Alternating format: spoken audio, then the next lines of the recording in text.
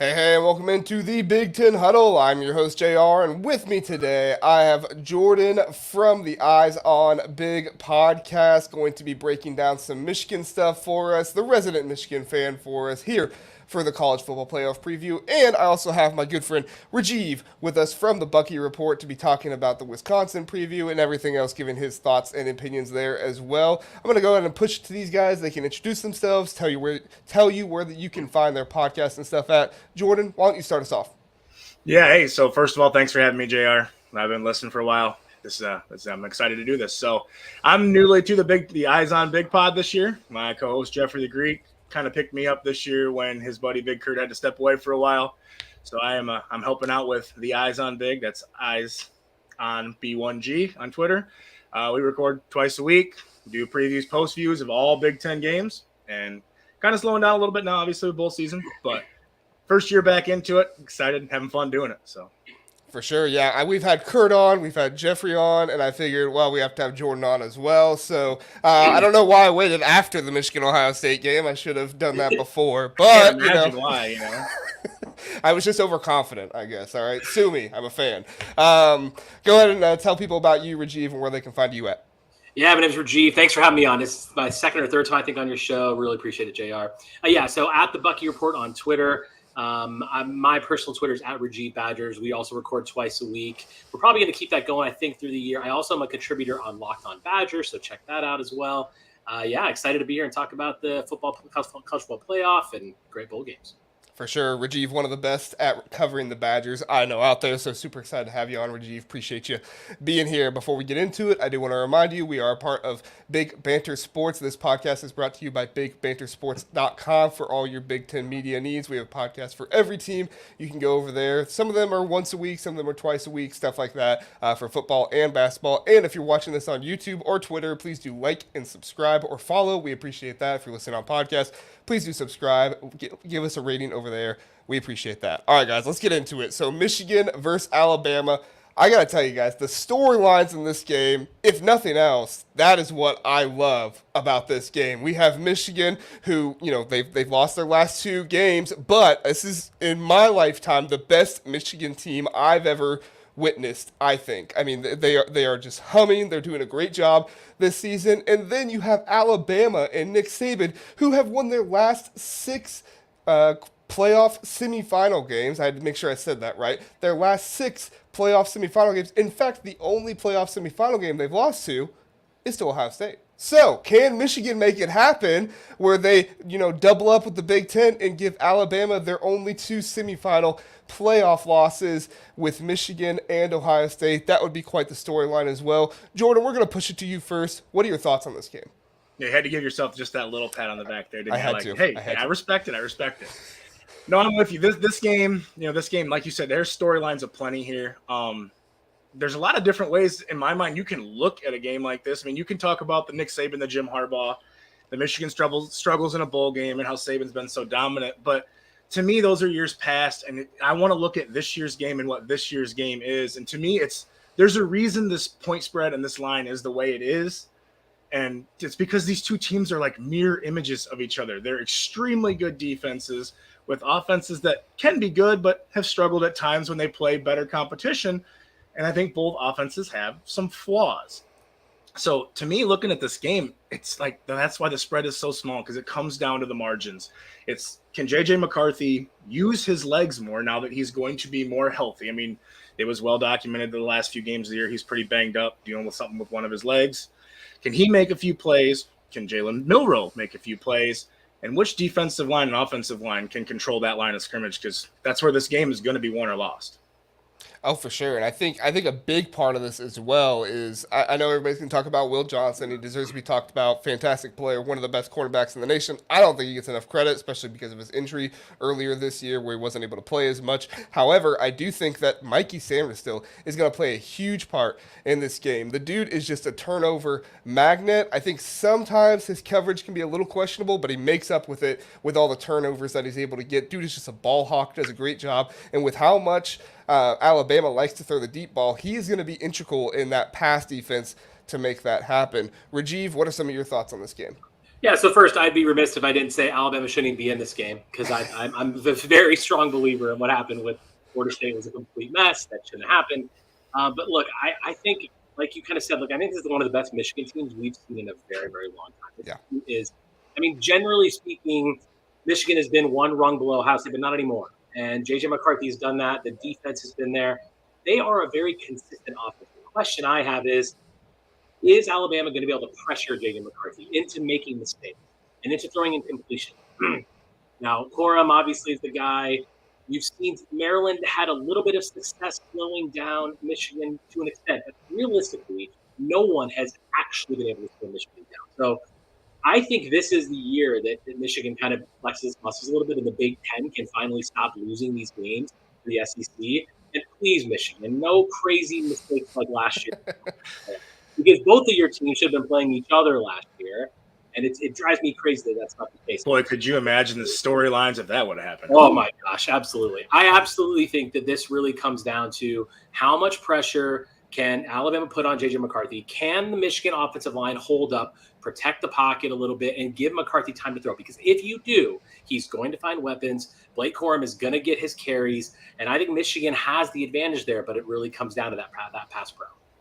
I was going to ask you about that, Jordan. Go ahead really fast. Go ahead. Yeah, I mean, you say pressures, and I think the biggest key to that is Michigan staying on schedule because, like, it's no secret. Our tackles have been bad against speed edge rushers, and Alabama's got two of them that are really good in that speed to power move. Good. So it's important to stay on schedule. But, I mean, to me, that comes down to being creative in your running game and not being as predictable as what they have been. Let's be honest, Michigan's offense at time has been very vanilla in what they've done with mostly with their run calls. I mean, they run a lot of duo concepts. They ran a lot more pin and pull last year, but it's been most of that duo concept this year. And if you know and your gap's down in that, you can really take that apart. So. Yeah, I think a big part of me for this game is the Zach Zinter not being there, which, really, really hope that he heals up. He's going to be a fantastic NFL player. That was absolutely devastating to see him go down. I didn't like the play after that in the Ohio State game, but, that was that it is what it is. But I was going to ask you, Jordan, what are your thoughts about Trevor Keegan moving to guard? I assume he is. And then, Henderson going out to be the right tackle? Do you have any thoughts or concerns about the pass pro with Henderson being out there or the run game? I don't really think it's a big problem for the run game. I have more concerns about the pass pro. What are your thoughts on that? So it's actually Carson Barnhart is moving from right tackle to right guard. Okay. And Ladarius Henderson and Trevor Keegan are left tackle, left guard. And then Trente Jones actually inserts to right tackle. Carson Barnhart's a true guard. Like, when he goes to the NFL, the only shot he's going to have is to play guard. He's the one in the Penn State game that was just getting absolutely murdered off the line of scrimmage, and that's why Michigan stopped throwing the ball because he couldn't pass block.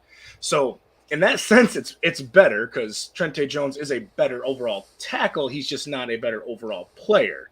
So, but obviously you lose your best offensive lineman in Zach Zinter, and that hurts. So it will be a step down. But I think as far as, like, the true busts that we saw with, like, the Penn State game with Barnhart, I think those are limited a little bit because Trente Jones is a little bit better of a tackle as far as pass pro goes. Yeah, great insight there. We got a comment from the Ohio podcast. I agree with Rajeev 100%. This should be FSU in this game. I agree as well. And, of course, he has to put his Roll Tide in there. So I'm right there with you, Ohio podcast. I think I should have worn my Michigan versus everybody shirt tonight. I feel like I got the wrong one on tonight. I think every Michigan fan has one of those right now, right? They just give them away.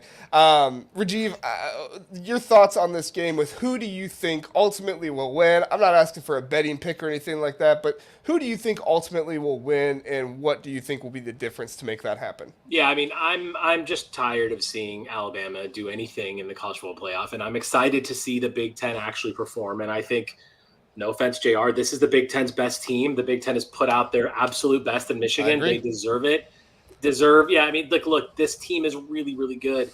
I think Michigan wins this game. I think they win it close. I'd say between 6 and 7 point margin. I think Blake Corum is going to be the guy that I think really puts them over the edge because while Alabama has got a really good rush defense, Corum is a different kind of guy. And if he can get carries early, which I'm assuming that he will, then I think J.J. McCarthy is ultimately the difference guy. Because when you look at McCarthy and Milroe, I don't think it's really close. I think McCarthy's the better quarterback. I think where the coaching edge, I think clearly kind of goes to Alabama with Saban versus Harbaugh and everything that Michigan's dealt with this year. But let's just face it, Michigan's the better team on paper. And I think after what happened last year in the playoff and the disappointment that they had, this is the year they've pushed through. I think Michigan wins by 6. The bettors would agree with you. I don't know about the point total, but they would agree with you that Michigan is the better team as well. Michigan's favored by 1.5. And, you know, when we talked about this early on, I said, you know, I think Alabama's going to win.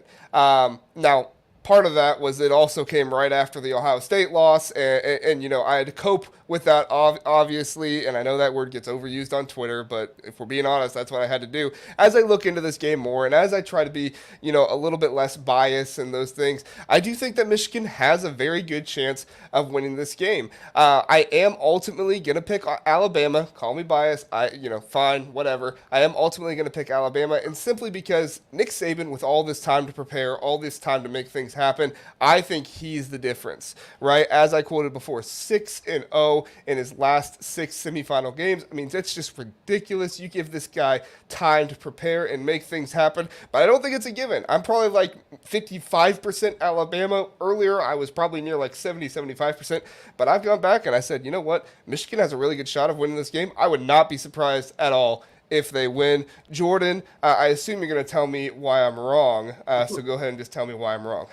Well, I mean, obviously, being the Michigan fan, I do think Michigan wins this game. Right. For any gambling degenerates out there, I like the under in this play. As long as it stays kind of where it's at, starts moving down any bit, then you might want to stay away. But I do like the under in this game because I do think these two defenses are the two best units on the field. But the main thing I like about Michigan in this game is they're just so old. These guys have all seen it. All these guys have faced the 2 bad defeats they had in the playoffs the last couple of years, and they know what it feels like to be in these games. You're not dealing with a whole bunch of freshmen and sophomores out there that are just eyeing the NFL. You got a bunch of old dudes who have felt it and been through the fire. So I like Michigan. It's going to be a close game. Turnovers are going to decide it, which quarterback stays clean. But I'm going to take Michigan, and that's head and heart at the same time. And I do think that what happened last year and how close Michigan was to making it to the title game actually will have an effect. Like, those players remember that, and being in that game just last year and feeling that disappointment, I think will help be that little extra bit that pushes them over the edge. I hope so. It's going to be very, very interesting. I'm so excited to watch this game. I think it's going to be a great game overall. You know, rooting interests aside, it's just going to be so much fun to watch. 2 amazing teams, 2 great matchups. It's going to be fun to watch, and I'm excited for it.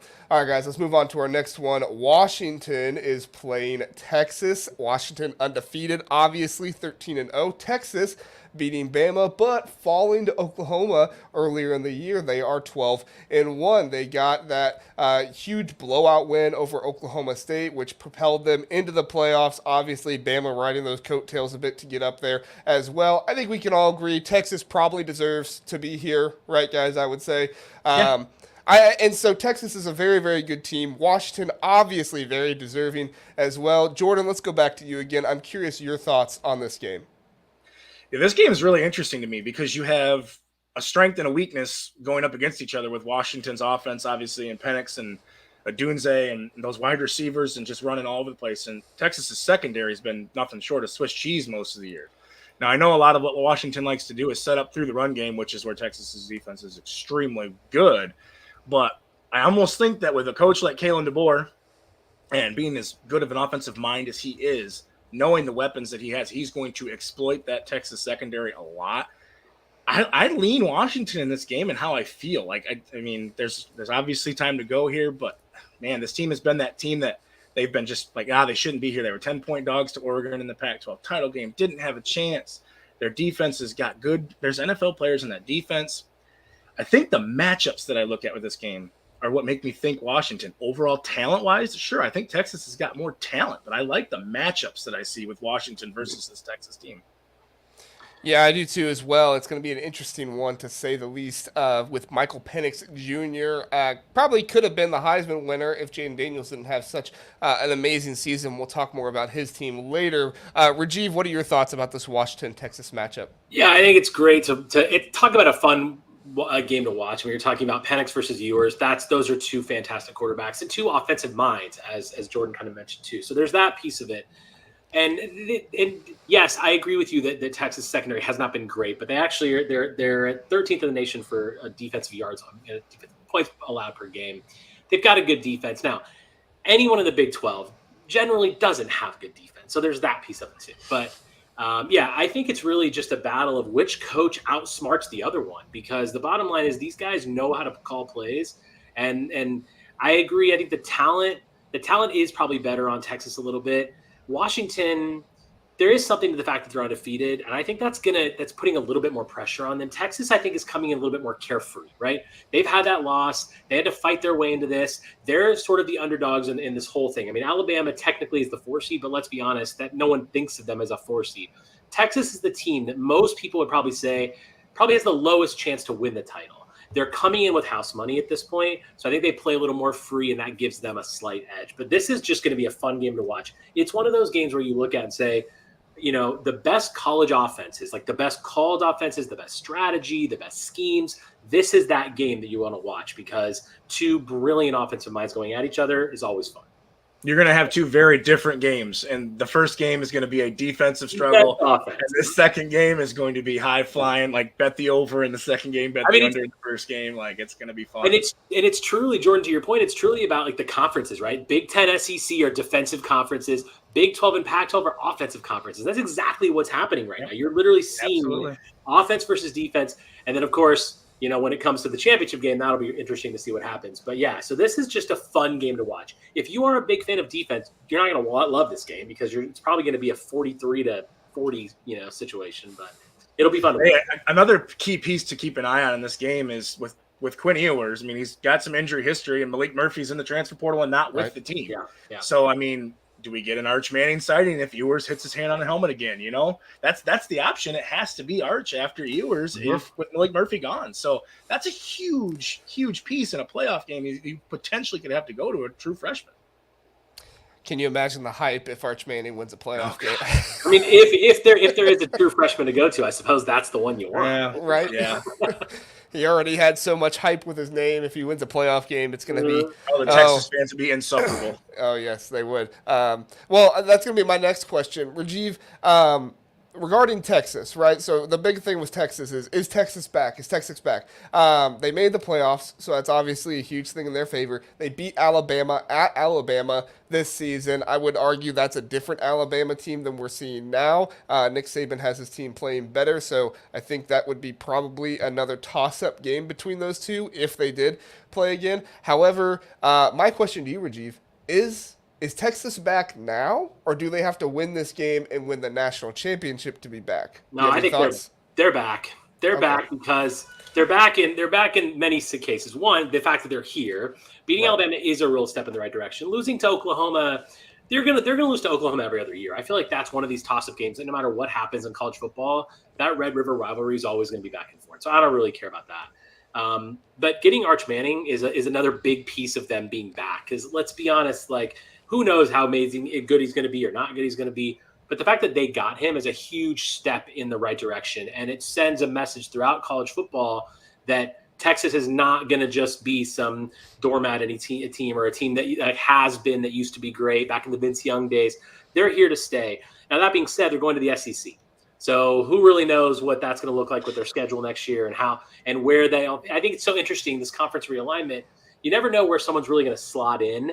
Obviously we know all about that with the West Coast teams coming into our conference and what that's going to look like. So I think they are back because of the recruiting and because getting to this step is a huge deal. And when the last year of a 4-team playoff, big get for them.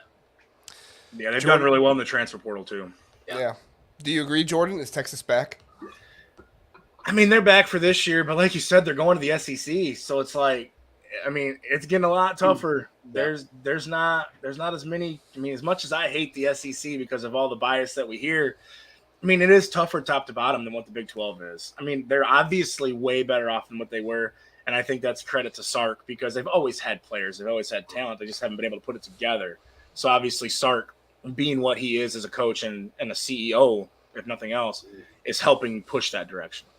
Sark and Manning, those are the two reasons that you can say they're back, because those guys, those are big names in college, in the sport. I mean, that's bottom line.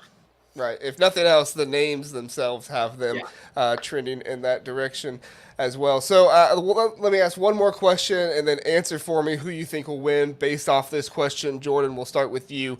So we talked a lot about the offenses. Sark and DeBoer, obviously offensive geniuses, have made a lot of great things happen for those units. However, I think the defenses are going to play a huge role. Both teams struggle probably the most with their tackling, I think, but both of them are still good defenses. Obviously, you're not going to be 12-1 and 13-0 if you don't have good defenses. Jordan, who has the better defense, and who do you think will ultimately win this game? That's tough. I think if I had to lean one way or another, I would lean Texas as an overall defense. I think, and that's mostly because I think their defensive line is so good that it can completely take over the game. And I think it's for that reason that I'm leaning Texas overall to win the game. It's going to be close, though. I mean, I said I like the over. I do think Texas's defensive front. I mean, I'm a Big Ten fan, so trenches win. And the defensive line, I think their defensive line is going to control the game. And I said that Washington likes to try to establish their run. I don't think they're going to be able to. Interesting.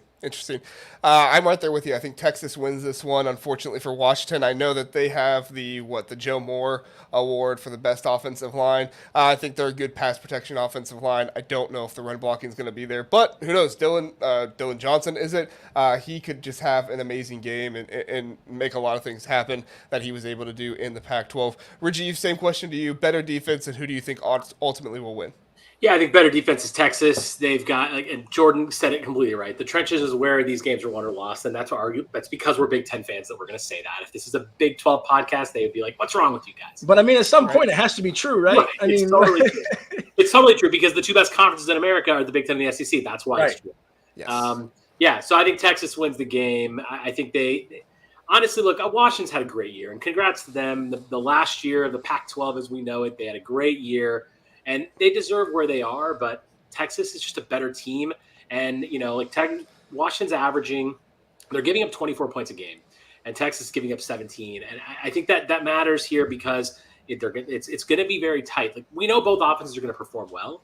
It's a question of which defense is going to get that done. And I think Texas will do it by a little bit. I think this is a 3-point game. Texas wins. Gotcha. All right. Well, Jordan, a quick question, and just give me your first reaction. Texas, Michigan in the national championship. Who wins it all? I love Michigan in that game because I think we're more well-balanced. I figured you'd say that. Rajeev, Texas and Michigan in the national championship game. Who do you think wins it all? I mean, I agree with Jordan. I think the toughest game Michigan has is Alabama. If they beat Alabama, I think it would be a massive disappointment for the conference if Michigan doesn't beat Texas, because I think they are the better team. They're the best team in the country, period. So, yeah, it's Michigan's to lose at this point. Interesting. Yeah, I think it's going to be crazy fun to see. And if I were picking Michigan versus Texas, I would also pick Michigan. I can't believe I just said those words. Did you hear that, Ohio State? I can't believe I just said those words, but I would have to. A little bit. I don't believe in Sark like I believe in Nick Saban. So that's fair. That's what it comes down to. I'm not going to say anything nice about Jim Harbaugh. Moving on. So let's do Wisconsin and LSU. Rajeev, this is your team. You obviously have a couple guys out in this one through the portal, but the big one you mentioned before we got on here, Braylon Allen will not be playing in this one, so that is obviously hard for Badger fans to swallow. But the good news is LSU won't have their Heisman trophy winner Jaden Daniels playing in this one, so that's big as well. Rajeev, what are some of your thoughts going into this Wisconsin LSU game? Yeah, the one thing about Wisconsin is we always perform well in bowl games. We're a team that gets up for bowls, which I know, you can look back at history and think that's not a predictor of what's going to happen, and maybe it's not, but I do think Wisconsin always does well. We play well, we get up for it, and it's a big deal. And frankly, we have a pretty good record against the SEC because we play them almost every year. Jaden Daniels not being in the game is massive. Let's just be honest. They're also losing some receivers, so they're going to be down some weapons. The line, I think, started at like 13. Now it's 10 because of that. Wisconsin lost a lot, too. Our top running back, Braylon Allen, our center, Tanner Bortolini, Chimere Dike, one of our top wide receivers, another contributing receiver, Skylar Bell, defensive guys, defensive lineman, Rodis Johnson, middle linebacker, Jordan Turner. So we lost guys in the portal into the NFL. But what that allows is young guys who, frankly, me and some of the other guys that do our podcast will have wanted to see. Guys like Christian Allegro and middle linebacker, and guys that I think are really going to play. Trech Kekahuna, really good recruit coming out of Vegas at wide receiver. So I think Wisconsin is going to have a very tough game. You're playing an SEC team. You're playing LSU. This is not going to be easy. We've had a very, very up and down year. It's finished 7-5, Luke Fickell's first season, and we had 2 horrible losses to Northwestern and Indiana, 2 losses that I never want to think about again. But if you take those out, there were some positives to look at. Our defense got progressively better throughout the year. Once the first drive goes away, we actually were able to stop even Ohio State from scoring big points again after that. We didn't get a chance to play Michigan and beat Michigan, but no, I'm just kidding. That would never happen. But yeah, it's in Camp Randall, you never know. You never know. It's going to be a really, really tough game.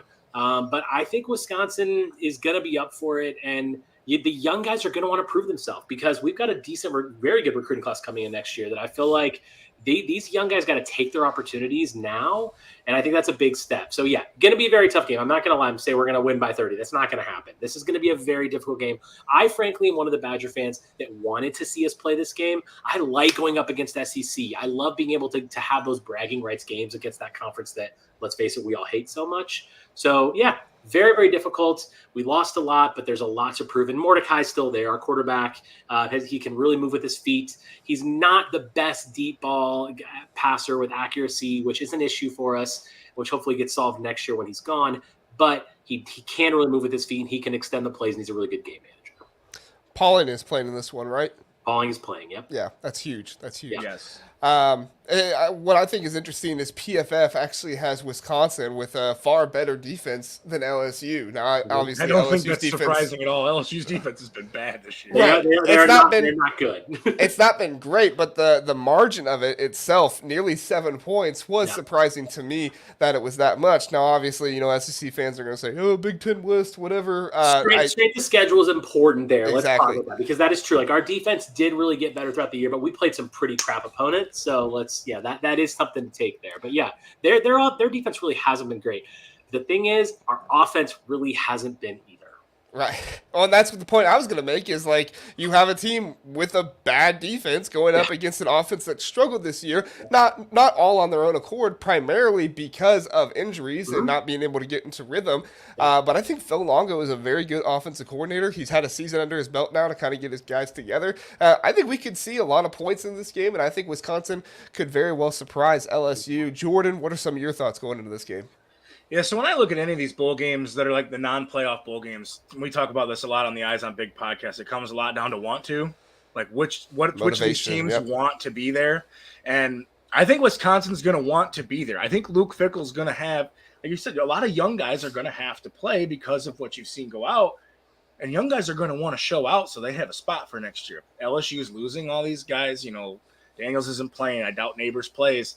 So I think the want to is definitely going to be on Wisconsin's side. The question that I have for Wisconsin is, can we see the consistency from this offense that we saw at times? But again, it goes back to consistency. They look good for stretches, and then it's just like, wow, they have no identity again. And it's just you have to get rid of those stretches where the offense just completely stalls, because this LSU offense is going to score points. Like, it doesn't matter who's out there. They've got a great scheme with their offense. They're going to score points. So I need to see this Wisconsin offense get back into that good, consistent rhythm that we saw. And that, like you said, Mordecai got to use his legs a little bit. He's got to stay mobile and stay ahead of the chains. If they can do that, Wisconsin's going to be in this game down the stretch. Yeah, because you mentioned consistency, and the 2 most experienced players in our offense is Braylon Allen and Chimere Dike, both of who are not playing in this game. So that plays a really big part in the consistency. And you're talking about backup running backs in Jackson Aker and Cade Yakimelli. You're talking about a different center and a left tackle. There's a lot of moving pieces and transfer portal stuff in and out. So consistency is definitely going to be the key. You're right. And I just don't know what we're going to see. I think we saw some good things from Aker, though, at times with all the injuries. I think he showed some good promise. He runs hard. Look, he has fresh legs. He's barely even carried the ball a year. So, but that comes with the fact that he can do that. And he has a motor on him. And yeah, there's still a lot of talent, and especially in the wide receiver room, there's a lot of talent.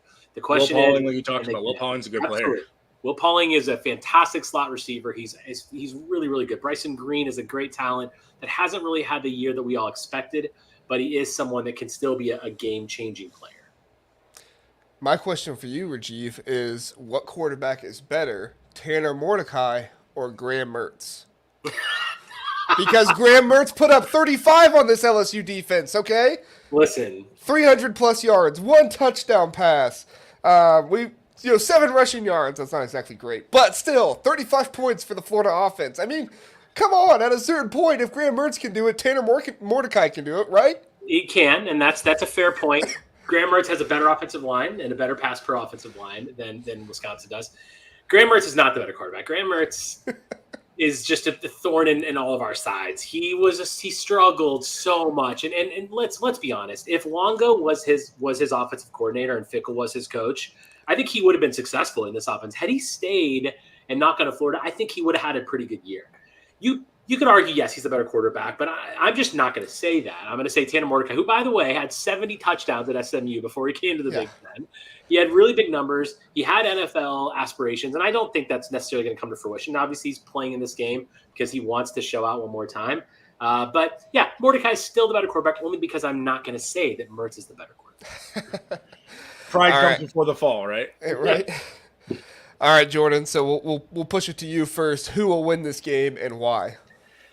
Man, it's tough. Like I said, I think the want to and the motivation is definitely on Wisconsin's side, and because of that, I think they're in this game late. I like taking Wisconsin plus the points on the gambling side of this. If anybody hasn't picked up, I'm a gambling guy. I like to play the gambling side of things. I live in Las Vegas, so I hear you on that. I like the points side of it, but at the end of the day, I just think this LSU team has too much talent, and I think they end up getting this win. But I do think this game is close, and if Wisconsin can force a couple turnovers in the second half of this game, watch out, because they can win this game. 100% they can win this game. Yeah, for me, the big piece is going to be Ricardo Holman. Can Ricardo Holman make some of those plays that he's made this season? People don't realize he had a ton of interceptions this season. I think he had the most in the Big Ten. Am I right about that, Rajeev? Yeah, and he wasn't even. He was like third team All Big Ten by the big. But yet he was also like All American. So I don't know what the Big Ten media were doing, by the way. I had him on my top 5 of like defensive player of the year power rankings at one point, and I had so many fans. Why is Ricardo Holman up there? He's not even that guy. It's like, dude, the guy has 5 interceptions on the season. He's leading the Big Ten. He's really, really good. Give him a break. Yeah. But I think if that's going to happen, you're right, Jordan, that Wisconsin has to force turnovers. They have to get Garrett Nussmeier uncomfortable, make him try to run around and do too much, because at the end of the day, that's what Jaden Daniels had to do all season long. Was his defense just wasn't good enough. He had to win every single game for him, and if they can make Garrett Nussmeier make mistakes, that's how Wisconsin is going to win this game. I still, unfortunately, will take LSU because I'm just not sure that's going to happen. But it's kind of similar to the Michigan-Alabama thing. I'm like 55% LSU, but it would not shock me at all if Wisconsin comes up with this one. Okay, Rajeev, go ahead and tell me why I'm wrong and why Wisconsin's going to win. Yeah, I see, Jordan. I just picked your team to win the national championship, and I can't get a little love. What's going on? Hey, I took you with the points. I took you with the points. That's right. So first of all, I agree with you on the points. You always take Wisconsin in a bowl game with points because for some reason they underestimate us every year, and you're right about the 1-2. That's going to be a big deal. So 3 names on the defense. Ricardo Holman is one of them. Hunter Wohler is another one. And Christian Allegro, our new sort of young linebacker who's super fast. And frankly, he's just better than the other linebackers we have on our team. We don't really rush the passer all that great. That's the issue, I think, with getting Nussmeier moving a little bit. But I think ultimately he's not Jaden Daniels, and that's the reason we win the game. If Jaden Daniels is playing this game, I'm sorry, we're not winning. It's going to be a close one. And do I absolutely think Wisconsin wins? No. Am I going to pick Wisconsin? Absolutely, because I do think we have that want to. We do have enough game makers. The fact that our starting quarterback is playing, our defensive guys are playing. We lost a little bit on defense, but not big players. Offensively, though, we did lose some weapons. But look, Mordecai's going to have to use his legs, and Mordecai's going to have to hit his receivers, and we're going to have to open them up a little bit because we know LSU can be beaten down the field. If we can just get that done, which is a big if, I think Wisconsin does get it done. So I will pick Wisconsin to win in a very close game. But yes, like Jordan said, if you're gambling, take the points. Wisconsin -10, plus 10, that's good. Well, that crappy Florida State team beat them, who, they apparently can't beat anybody. So they didn't deserve it. They didn't deserve it. Right. Sorry. We won't get down that rabbit hole. Right. Let's go ahead and go to Oregon is facing Liberty in their bowl game, and Oregon 11-2. Obviously, both of those losses coming to the undefeated Washington. Liberty 13-0. I don't know if I've ever seen an easier schedule in college football. However, they're 13-0, so let's give them their flowers. This is going to be a big one. Bo Nix is playing in this game. He said on Instagram, one more, really wants to get out there, plays for teammates. I think that's huge. I think it says a lot about the culture when an NFL-ready quarterback is willing to come back and play. Now, Bo Nix doesn't have, the draft grade that I think he might want to have, so it's going to help him to come play in this one. However, that's huge for him and for Dan Lanning and the coaching staff. Oregon has a ton of hype coming into the Big Ten, possibly the most hype out of the four teams coming in off of what they've been able to do on the recruiting trail and everything else. So this is going to be a huge game for them. Can they keep that momentum going in?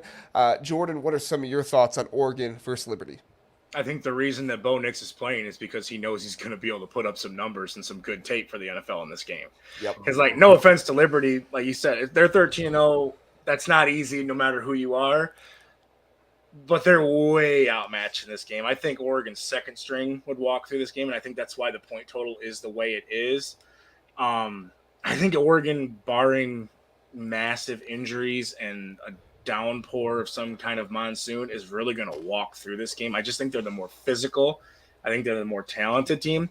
Now Liberty's going to come out. Jamie Chadwell's a good offensive mind, and his offenses are a little different. They're a little scheme. It's a different scheme to look at. But Dan Lanning's an amazing defensive coach, and he's going to be able to take advantage of that. And I think Bo Nix doesn't play in this game if he thinks it's any chance it's going to hurt his draft stock. And I just think he knows, hey, I'm going to come out here and put up 354 touchdowns and sit down in the third quarter and relax. I agree. What do you think, Rajeev? Yeah, look, I appreciate the fact that a team like Liberty gets an opportunity to play in the New Year's Six Bowl like this. I like the fact that the FCS is not the FCS, but the Group of Five, non-Power Five, the Group of Five conferences get that, so that's fine. With Oregon's minus 17 here, I'm laying the points and taking Oregon. Come on, man. I'm sorry. I might outline it to 21.5 or something even. Yeah, most of the year, Oregon was one of the best teams in the country, and I think almost a favorite at most of the time for the football playoff. And had they made the CFP, I think they could have done some real damage. And I think if they were in Washington spot, they would beat Texas. That's how I actually really like Oregon. I think they're a great team. Because talk about experience in Bo Nix. You're talking about a Liberty team that hasn't faced a real team all season, and now they're going up against arguably the best quarterback in college football. Yeah, Oregon wins big, and I don't think it's close. Honestly, I think this is one of those times where the Group of Five get a little bit embarrassed because Liberty's just not the team to do it. Congrats to them; they had a fantastic season, and I'm not trying to take that away from them. But this game, Bo Nix, the wide receivers they have in Franklin and Johnson, I'm sorry, these guys are going to run all over them. It's not even going to be fun to watch, honestly. It's just this is one of the worst Group of Five teams in the New Year's Six that we've seen since they started doing it. It just totally really is. Look at who they played. They haven't played anybody.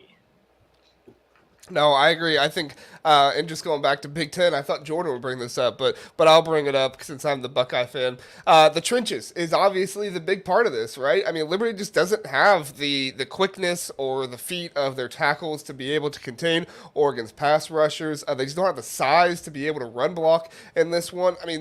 That was kind of their weakness all season long was their offensive line. Now, their defensive line in some areas was a problem as well, but it wasn't as bad as the offensive line, in my opinion. And if you're a Group of Five team going up against the Power Five team, your strength has to be the offensive line or the defensive line to make things happen, so that way you're at least able to stay in the game. For me, Liberty's kind of like Colorado, where they have a good quarterback, they have a good running back, and they have good receivers on the outside, some of those skill players. But at the end of the day, they just don't have the line. And I think it could honestly get pretty ugly in the second quarter if Oregon just keeps reeling it off and just keeps stuffing them. And this could be one of those games where Liberty doesn't get across the 50 until like the third quarter. I'm not trying to be disrespectful when I say that, but it's just kind of how I feel. You're not wrong. It's about one-on-one battles, right? Football is all about that. Blocking, it's like if you think about Liberty's defense going up against Oregon's offensive line, anytime those linebackers come across, they're going to get swallowed up by blocks. There's going to be holes all over the field. Like, I know Liberty's good, but Liberty's good in the Group of Five. They're not good. If they were in the Big Ten, I mean, maybe they win the Big Ten West because the Big Ten West is horrific. But no, there's no way they score on Iowa. There's no way they score on Iowa. But I just feel like those guys are going to get swallowed up. And those one-on-one battles, you're not winning them against Oregon. Most teams in America aren't winning them against Oregon, let alone Liberty. Yeah, I mean, these group of 5 teams, when they stay in these games, in these New Year's 6 games, they generally have a game-breaking player, an NFL-type player on the defensive side that can make a play. I just don't think that name is there. Like, JR, you mentioned a few of the offensive weapons. They have some nice talent on offense. I just don't think there's anything on the defensive side that's going to slow Oregon down. I mean, Oregon scored 60 against bad teams this year, and I don't think they get to 60, but 45 is probably pretty easy in this game. When they get to like 80 against Portland State or something like bad. that. Something like this. Yeah. So it's probably not going to be there. But, I mean, I just look at this and I say the combination of Dan Lanning loving to run the score up, Bo Nix wanting to improve his draft stock, all of this going together, encapsulating this game, I hate it for Liberty. You look at last year, because that's what everybody's going to say, right? They're going to be watching this video saying, well, look at Tulane and USC last year. And it's like, well, look at USC this year. They're 7-5. They stink, and Caleb Williams is amazing. And Tulane's better than Liberty. I mean, exactly. Like, Tulane had the offensive line and the defensive line to compete with bad defensive lines and offensive lines in USC. But that's not the case here. Oregon has a pretty good, I wouldn't say pretty good, they have a good offensive line and a good defensive line by Power 5 standards. So they're going to be able to really wreak havoc for Liberty, and it's not going to be pretty. This is not a game where you want the offensive-minded coach that can do something tricky and make something weird happen. This is where you want the defensive line and the offensive line, and to me, it's just not close. So, all right. So we all agree Oregon's going to win this one, and the trenches and the difference. Yep. Turn it off at halftime. Right. All right. Well, let's get into some recaps. Minnesota played Bowling Green earlier today. I wasn't exactly super excited to talk about this game. At first, I didn't know what we would get in this game. I didn't want to watch the Big Ten team lose to the MAC team. If they did, I was like, begin relegation now. Put Bowling Green in the Big Ten. Put Minnesota down in the MAC. But yes, it was just fine. He's probably loving that right there. That guy, yeah. Get rid of the Gophers, absolutely. But they paid $30,000 for a quarterback that threw about 50% and got the job done. They should have been paying extra money to Darius Taylor because this guy was beast in this game. Well, they better be paying it because I have a feeling his cell phone's probably blowing up from teams in the transfer portal. Oh, yeah. The spring window is going to be nice for him. Oh, I guess the window's still open. It's open until what? Early still January? So he could for sure. Rajeev, we'll give you the floor to talk about Minnesota first, since I know you have so many respectable things to say about them. What were your thoughts on this one, Rajeev? I mean, please. Minnesota shouldn't even been in a bowl game. They won 5 games. Stop it with this nonsense about how we needed to fill one slot. I don't care. I don't care if they had some higher ranking. It's bull crap, all right? You don't win 5 games in a regular season and get to play in a bowl game. I'm sorry. PJ Fleck can go row his boat somewhere else because honestly, forget about it. I'm glad they won because the Big Ten's respectability is on the line when you play a MAC team. And, the Big Ten needs to be playing the SEC. When you play these MAC games, you need to just dispose of them. They did not dispose of them. Darius Taylor deserves a lot of credit. I think he ran the ball like 35 times, 36 times, something. Kramer threw maybe 16. Clearly, they had a plan. They executed it. But this team sucks. Minnesota's awful. They should have been in a bowl game. I have zero amount. See, you guys at least have respect for each other's teams, and that's fair. But I don't have any respect for our rival. So any Minnesota fan out there, I'm sorry. And until PJ Fleck is not your coach, then we can move on. But Minnesota, congrats for beating a crappy Bowling Green team. Good job. Way to only beat them by 6 and still make us look bad. But you shouldn't have been in the bowl game to begin with. There you go. So is it safe to say that you don't own a canoe or a kayak or anything because you're not rowing any boat anywhere, if I had to guess? I'm thinking that boat, baby. And we have the axe, so there you go. I was going to say, there's a reason why I invited a Michigan State fan to come on and preview the Ohio State-Missouri game and not a Michigan fan in Jordan because it would probably not be some nice things to say. About Ohio. Hey, but you'll have to tune in, or you should. You said you're a little behind. Listen to the Eyes on Big podcast. We broke down Ohio State, Missouri last podcast. Yeah, I You might need be to. surprised by my thoughts. Okay, all right. I'll listen in and just cross my fingers that hopefully you say a few nice things. So, but hey, I've always said say a few nice things. It makes your win look better, right? Right, So, right. and you have all the bragging rights. But all right, Jordan, what are your thoughts on this Minnesota win over Bowling Green? I mean, congrats to Minnesota. They got the win. That's PJ. PJ had to have that win. I mean, we were talking about it at the end of the season that it would have been a long offseason in Dinkytown if he loses this game and goes 5-8. Because, like, how many times have you heard of a team going 5-8 ever? Like, it's just a rare thing. And I mean, they got the win. That's important. Joe Rossi's gone, so the defense was going to be questionable to see how it looked. The biggest thing for me is I'm pissed at Mike Hart for not recognizing Darius Taylor was in his backyard and letting him go to Minnesota because this kid is a monster. Yes. Like 35 carries, 208 and a touchdown. Probably could have been more. There was more out there. Like that kid is special, and the rest of the Big Ten probably going to hope that the SEC calls and wants to steal him because he's going to be a terror to deal with the next couple of years.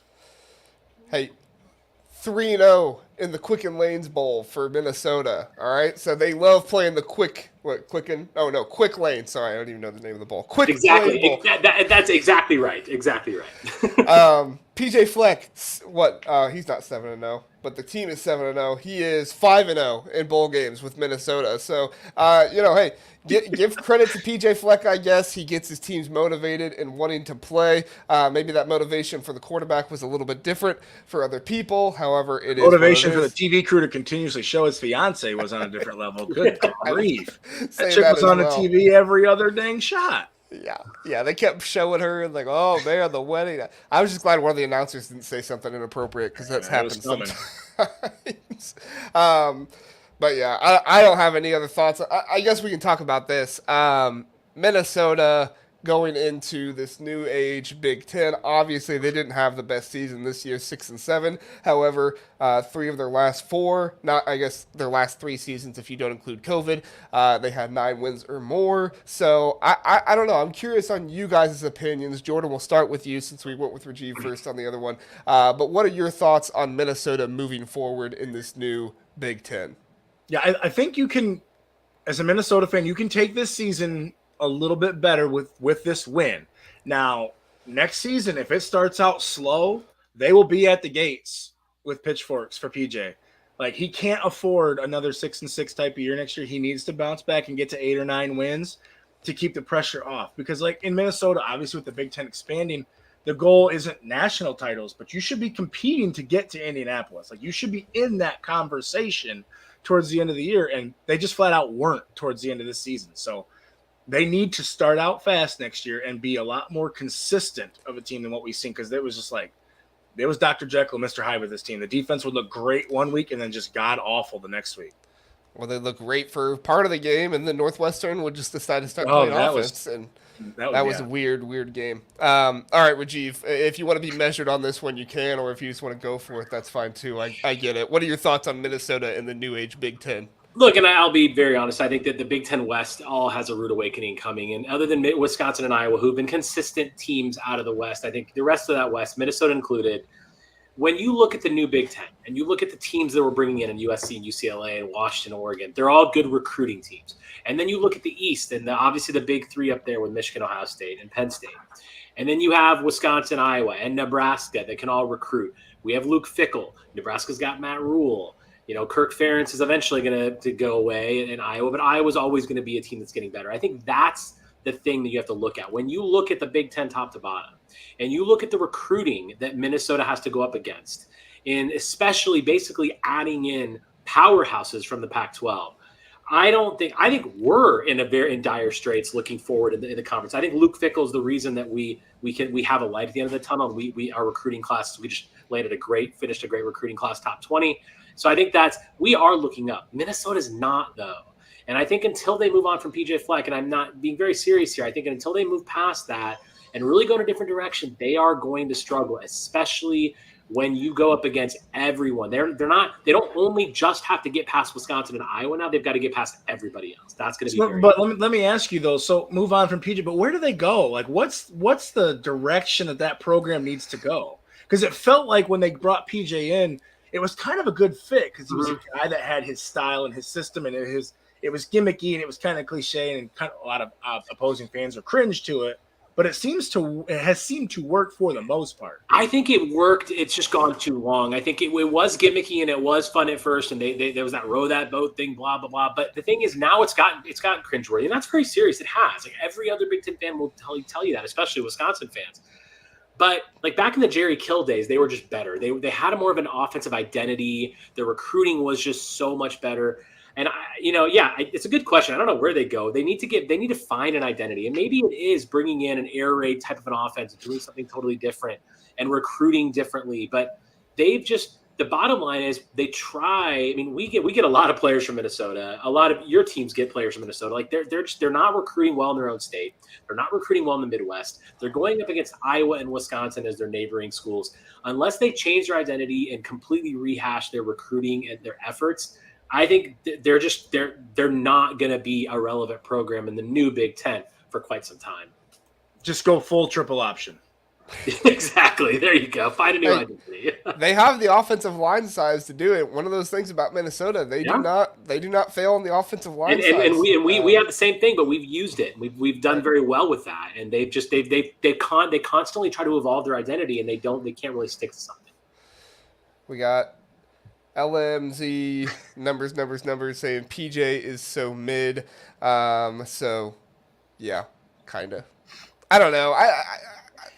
I struggle with PJ because, like I said, he did get 9 wins, 11 wins, but at the same time, I'm with you guys where like some of his stuff is just kind of cringeworthy, and some of his stuff is just like, do people really buy into that? But I mean, he's an okay recruiter. He does an okay job. So, but if he can get back to playing with 9, 11 win seasons, I think 11 is probably his ceiling, especially in the new Big Ten. I think 10 win seasons are probably more like his ceiling there.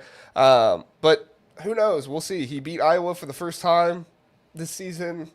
We'll see where it goes. Iowa fans have some feelings about that. Yeah. They sure do, and they should. Yeah. LM also said PJ recruits and hires great. For Rutgers. Easy now. Hey, Rutgers is on the come up. I've been fighting for Rutgers on the Eyes on Big podcast all year. They're on the come up here. Didn't Rutgers get Flip Dixon from Minnesota? I think he was from there. He was a transfer. And then they also got Sirocco from there as well. Sirocco, yeah. Yeah.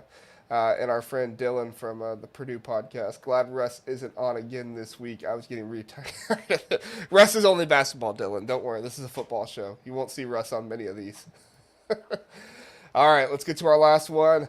Northwestern brings the Big Ten West to Pac-12 football. They win in this one 14-7. Ben Bryant looked like he was going to get a concussion and be out of the game. And whatever that backup quarterback, Helsinki, he just looked like when he went in the game, his eyes were so big. He looked like the moment was way too big for him. But Ben Bryant came back in, led the team to victory. So it was a good win for Northwestern. It's another one of those bowl games where Utah had a lot of guys out. Bryson Barnes, who's in the transfer portal, still decided to play. I don't know what that does for morale and motivation for their team. However, that was a contributing factor, I'm sure, to some of it. Rajeev, what were some of your thoughts on this game? I think that on my last rant, of course, I went off on Minnesota and how bad they are. But I think this Northwestern team deserves a ton of credit. I mean, you look at everything this team went through in the offseason and all the stuff around Fitzgerald and everything that was happening. I mean, you talk about 8-5 record. Braun deserves so much credit. These guys 8-5.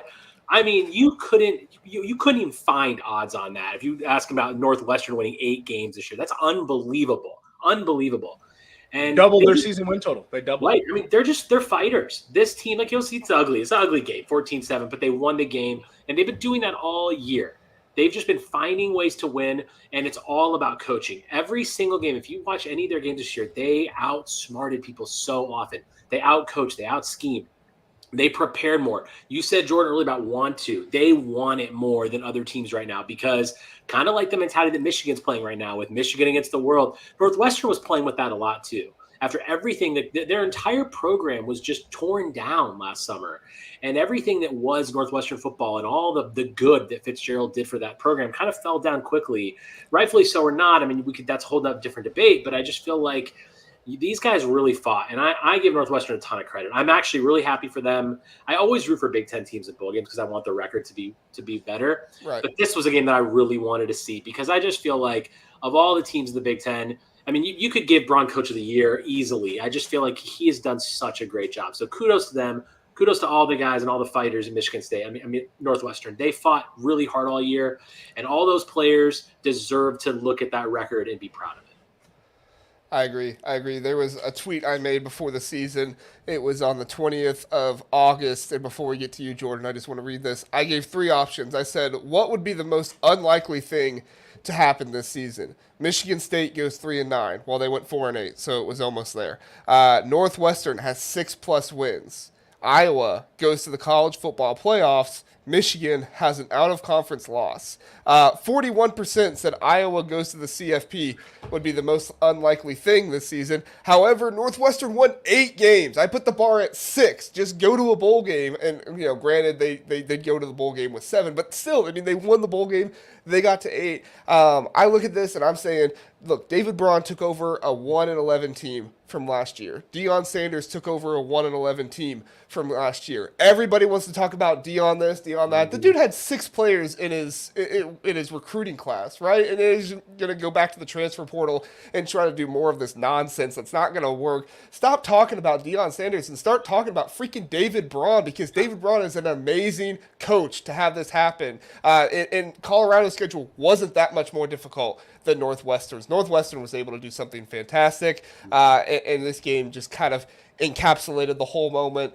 David Braun's season, how he's starting out there. I'm sure I'll probably dislike him in 3 or 4 years because he's going to do something to hurt my team. But for now, I think it was amazing. Jordan, what were your thoughts on this game? I've never agreed with an Ohio State fan more than I do right now. Deion Sanders is getting all the praise that David Braun deserves. Yep. You said what you said. You encapsulated it perfectly. The dude found a way to take a team of guys who weren't supposed to win 4 games, go to a bowl game, and win 8 games against a good Pac-12 team who, by the way, won the last 2 Pac-12 titles. And like, Kyle Whittingham is like a top 10 coach, a lot of people think, right? Yes. That dude, their team's constantly good. And by the way, a little side note, the uniform in this game, that was perfect. Loved the purple with the Northwestern script against the Utah red. It was a perfect uniform matchup. It was big. Nice. Eyes on Big, we like to talk about the kits. Excellent one. But this Northwestern team too, and if you look at the social media aspect, it sounds like a lot of these players are coming back. Yeah. They've bought into what David Braun is selling, and good on him. The dude deserves it. Never been a head coach anywhere. Comes up from the FCS, just wants to be a D coordinator and gets thrown probably the worst situation that anybody's seen, and turns it around like nobody ever thought. Good on him. And everybody wants to make fun of the Big Ten West, and they want to talk smack about the Big Ten West. Oh, it's bad football. You want to talk trash about it until you're in one of those games. Right. And then you find yourself in a Big Ten West game, and you don't know how to win it because you got to be disciplined. You got to make plays to win those games. And guess what? The Big Ten West teams are good at doing it because they do it every damn week. Yeah. Good. The Big Ten West is still the Big Ten. I always like to say that. It's still the Big Ten. Absolutely. And they still play a lot of Big Ten East teams. We're still one big conference, and, it is what it is. They get trashed all the time. Until you're in that game with one of those teams, then you start to respect it a little bit more. And I think maybe Utah respects it a little bit more now. Well, and that was the thing David Braun had this whole season. He had technically sound team, right? He had a technically sound team on defense, especially. On offense, they were iffy here and there, but they were able to be good enough on offense to get the wins that they needed to, like I said, win 7 games, ultimately 8 now through Utah. And to me, that's like the most impressive thing about it was he was able to get this team to not focus on Pat Fitzgerald, not focus. I mean, even some of the coaches I heard on the broadcast wore those like T-shirts for Pat Fitzgerald. I mean, he was able to like put that to the side and even get those guys to coach the players. I mean, just what David Braun this year did is just outstanding, and it's not getting far enough recognition. And I know, go ahead, Rajeev. Yeah, you're absolutely right. That's the thing. I mean, you talk about taking a 1-11 team and turning them into 8 wins. You take a 1-11 team that had all this noise, around it. Most coaches don't get them to 3 wins. I mean, we were joking about it on our podcast too before the season started. We're like, God, Northwestern's going to maybe win 2. Like, it was a putrid situation for them. And we talked about Minnesota and like looking forward to the Big Ten and the new Big Ten. Minnesota looks like a team in sort of going down.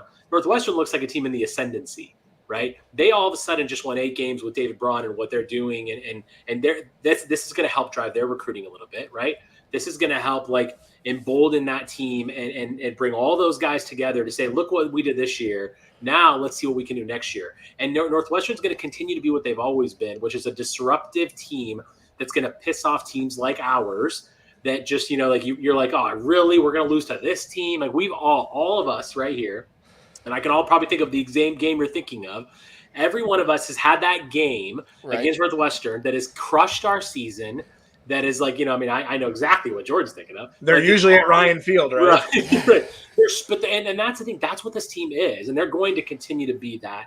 And they're even going to get better. So, yeah, I am just so impressed with everything they've done this year. Well, the other part of it, too, with Braun is, like, if you look at the recruiting aspect of it, he owned what Northwestern is on recruiting. They're not going to be that team that's going to go chase these high 4-star, 5-star guys because he knows that academically Northwestern is different. A lot of schools, our academic standards. Northwestern they are that. Like, there is that academic thing there, and he's owning that. So I'm going to go get my guys that fit my culture and want to be here for Northwestern. That's how that program is going to sustain. That's how that program is going to build. So the fact that he already gets that and is already saying that, I have high expectations for what he's going to do. And I hate to say it because that means, like you said, they're going to get somebody probably every single year that they shouldn't get. And that's what I was going to bring up on the recruiting trail, Jordan, is like not only are they going out and getting guys who fit their program, but I mean, listen to the states they're going to get these. Connecticut, Illinois, obviously their state, Michigan, Tennessee, Indiana, Ohio, South Carolina, California, England. They went to England and got a guy, okay? I mean, they are going North Carolina, Kentucky. They're going to all these different states, and if you know anything about recruiting and how somebody needs to set up their recruiting bases, you have to go to different states and try to draw a pipeline from somewhere. And so if he's going to these different states and these different high schools to get some of these guys, it's only going to increase his relationship with the coaches there, and it's only going to help him further be able to recruit more and more. Like you said, Jordan, he's not going to get the top-end talent guys, but he is going to get good players who fit his system, and it's going to be huge for them. Ultimate Boiler let us know what a wild year for Northwestern. Yes, totally agree. And he also said ESPN is schmoozing for Dion getting a 49th ranked recruiting class at Colorado. Blows my mind. Well, Deion Sanders sells right now. That's all it is. I mean, everybody clicks on it. Everybody wants to talk about him, and I don't personally get it. I don't, I'm not going to say I dislike Dion, but I don't want to hear about a bad We'll team see how they all the feel time. about him when he leaves after this next season, when his kids are gone out of Colorado and he looks for another job, because you know what's coming. Yeah. He's going to be gone eventually, so we'll see where it goes from there. All right, guys, any other thoughts on Big Ten bowl games or anything like that? Ones that are finished, ones that are coming up before we get out of here? I mean, let's just have Big Ten teams win their games. That's what I want to see. I love seeing the Big Ten beat up on other conferences and show what we are. And every year, there's this Big Ten SEC thing. So, yeah, I just want to see every Big Ten team win. And I know a lot of some Big Ten fans aren't like that. They really like the Michigan fans, hate the Ohio State fans. And I get all that. And I even wanted to see Minnesota win today. I just want to see Big Ten teams win. I like that. So, and I would love, finally, please, Jordan, let's see a national championship to a Big Ten team, please, for goodness sakes. I mean, JR probably, much as he'd like to, I don't know if he really would. I mean, I'll be honest with you. When Ohio State's playing Missouri, am I going to be rooting for Ohio State? Probably not, but I'm with you. I mean, I want the Big Ten to do well because I'm tired of this narrative that the SEC is almighty, blah, blah, blah, blah. The Big Ten can compete with anybody. I'm excited for these games. There's some great matchups coming. I mean, these playoff games are going to be fun. The non-playoff bowl games, there's, like we just talked about, there's some great matchups coming.